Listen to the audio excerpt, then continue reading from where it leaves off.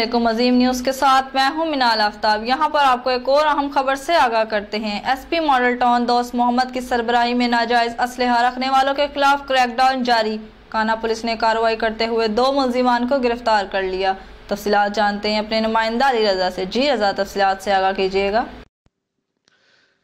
जी बिल्कुल, SP model town दोस्त मोहम्मद की हिदायत पर नाजायज असलहा रखने वालों के खिलाफ क्रैकडाउन जारी। काना पुलिस ने कार्रवाई करते हुए 2 मुल्जिमान को गिरफ्तार कर लिया। गिरफ्तार मुल्जिमान में असद अली और सल्लास मसीह शामिल हैं। मुल्जिमान से 2 पिस्टल और गोलियां बरामद कर ली गई। एसएचओ काना इंस्पेक्टर हमाद अख्तर ने मुल्जिमान के खिलाफ मुकदमा दर्ज करके इन्वेस्टिगेशन विंग के हवाला कर दिया।